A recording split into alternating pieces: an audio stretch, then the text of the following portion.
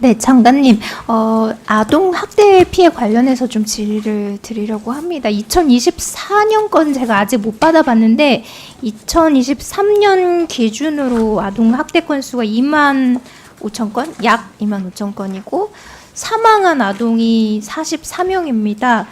특히 이 아동 학대 행위자의 86%가 부모입니다. 굉장히 계속해서 줄지 않고 있는데요. 그래서 학대로 인해서 결국에는 돌아가겠지만 당분간 원 가정으로 돌아갈 수 없는 아동들이 쉼터에서 보호를 받기도 하고 그런데요. 그래서 이제 아동보호 전문기관과 아동보호 쉼터, 학대 쉼터의 그 역할이 굉장히 중요합니다. 학대 예방, 재학대 방지, 학대 피해 아동 상담이나 보호를 하고 있는 이 아동보호 전문기관과 학대 피해 아동 쉼터의 역할이 굉장히 중요한데 그에 비해서 설치와 운영이 원활하지 않습니다. 제가 지난해 결산 국회에서도 같은 사실 질의를 했었는데요. 이번에 보니까 2024년 결산 내용을 보니까 아동보호 전문기관 그 신규 설치가 목표가 10개소였는데 혹시 몇 개 되었는지 아세요? 네, 2개 정도 24년에요. 네. 7개 정도 늘었습니다. 5개고요. 그래서 아동 쉼터는 네, 23년에 144개고 24년이 151개로 통계는 집계되어 있어서요. 목표치를 채우지 못해서 제가 말씀드린 건 이제 네, 결산 목표치. 자료에 따르면 네. 불용액이 굉장히 많아요. 절반이 불용이 되었고 또 아동보호 전문기관 운영비 또한 28억 정도가 불용이 되었어요. 불용이 돼서 지난해에도 사실 이 정도 계속 불용이 계속해서 일어나고 있어서 지난해 제가 이걸 질의를 했더니 아동 피해 학대 피해 아동 쉼터나 이 아보전 그 설치 목표를 달성하지 못한 이유가 저조한 설치 단가와 위탁 법인 및 부지 선정의 어려움 때문이라는 답변을 제가 들었어요. 그래서 개선을 하시겠다고 그래서 조정하시겠다는 답변을 들었는데 이번에도 비슷한 결과가 나와서 비슷한 또 질의를 해야 될 것 같아서요. 장관님 혹시 여기에 대한 대책이 있을까요? 똑같은 답변을 드려서 송구합니다. 이제 이 신규 설치 단가가 아동보호 전문기관은 한 6억 정도 되고 또 인건비 단가가 좀 낮기 때문에 아마 지역 수요가 부족한 걸로 그렇게 보고를 받고 있습니다. 그 지역도 편차도 굉장히 큰데 울산이나 광주 같은 경우는 2023년 이후에 아보전 2개, 쉼터 5개 거기서 멈춰서 더 이상 증가하지 않고 있거든요. 네. 근데 거기에 비해서 울산은 1,300 몇 건 정도 23년에 제 기억으로 그렇고 광주는 470건 정도인데 그러니까 이게 계속해서 이제 늘지 않고 있어요. 그래서 지역 편차도 굉장히 심하다. 그래서 이 내용들을 지역마다 이것을 이렇게 불용이 되는 이유 또 내지는 아보전이나 학대 피해 쉼터를 설치하기를 꺼려하는 이유들을 조금 살펴주시고 네. 내년에는 같은 질의를 안 하였으면 제가 좋겠거든요. 네, 좀 증가율이 둔한 말씀하신 그 시도에 대해서는 그 시도와 협의해서 사유가 무엇인지 좀 더 구체적으로 지역 상황을 좀 살피고 추가할 수 있는 방안을 지자체랑 좀 협의하고 말씀드리겠습니다. 네, 협의하고 저에게도 좀 알려주시면 네, 감사하겠습니다. 그러겠습니다. 다음 질의 이어가고 있는데요. 최중증 발달장애인 지원 사업이 있습니다. 여기에는 3가지 내역 사업이 있는데요. 24시간, 그다음에 주간 개별, 주간 그룹 이렇게 3가지로 나눌 수 있는데 이 말씀 왜 드렸냐면 이 지원 사업 이용자 만족도가 굉장히 높아요. 그 당사자 그 만족도는 96%가 넘고 보호자 만족도는 93%가 넘을 정도로 굉장히 만족도가 높아요. 그런데 그러면 이게 집행이 잘 될 것 같죠?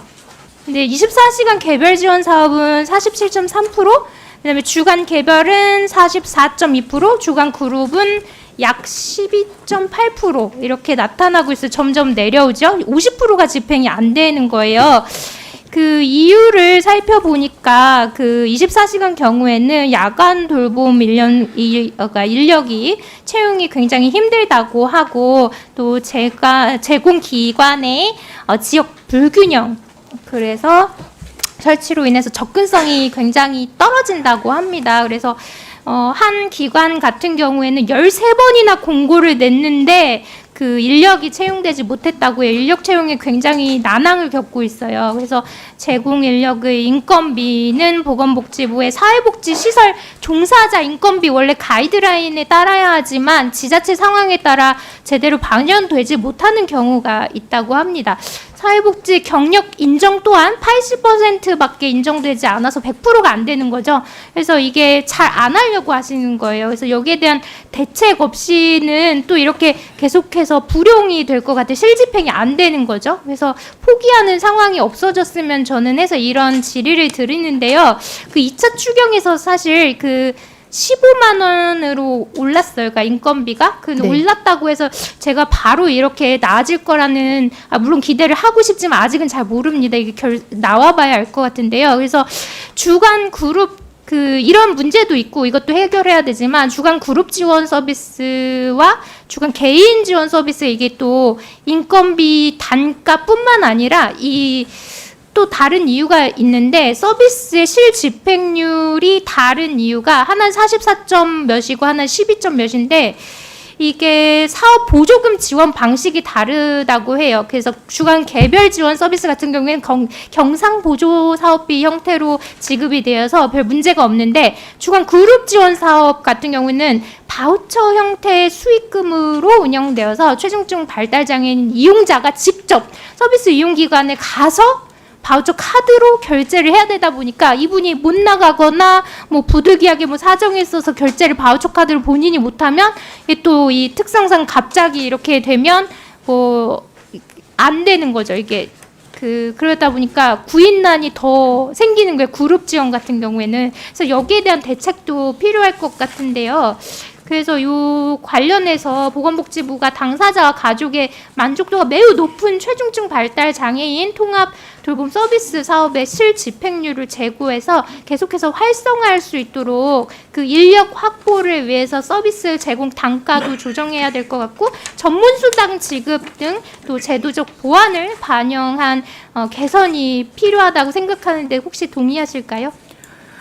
네, 그 의원님 말씀하신 대로 그 실집행률 높이기 위해서는 인력 확보가 제일 중요하고 말씀하신 수당이나 아니면은 사회복지 시설 인건비 기준 준수나 이런 부분들이 필요하다고 생각합니다. 혹시 계획을 세우셔서 내년에 이것도 계속 진행할 거잖아요. 네네. 계획을 혹시 이게 개선안이라든가 혹시 네. 세우시면 저하고도 공유해 주실 수 있을까요?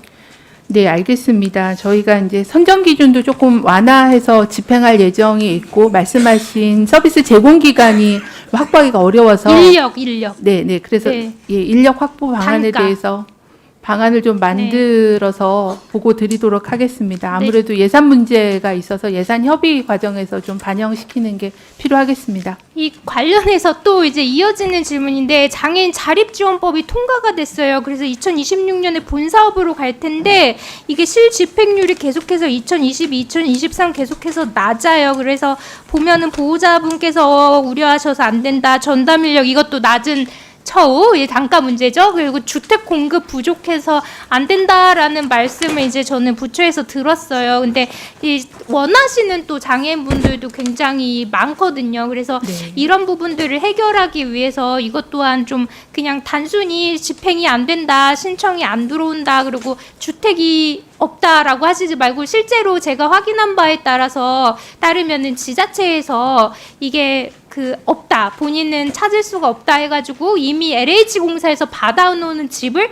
반납할 수밖에 없었던 사례도 있고 이미 그 주택은 있지만 뭐 취소할 뻔했던 사례들이 굉장히 많거든요. 근데 뭐 겨우 이제 재가장애인까지 늘어났기 때문에 다행히 이제 이게 괜찮아지고 있다고는 들었지만 아직 이제 불용되는 부분들이 많을 거고 이제 본사업이 굉장히 걱정이 돼요. 그래서 안정적으로 본사업은 좀 실집행이 돼야 되잖아요, 장관님. 네네. 네, 그래서 이 지자체와 그다음에 장애인 가족 그리고 장애인 본인 등 이렇게 좀 알리는 또 일도 필요할 것 같아요. 특히 모범 사례들을 좀 발굴해서 이게 왜 안 되고 막 어렵고 이런 사례를 자꾸 이렇게 말씀하시기보다는 모범 사례가 굉장히 많거든요.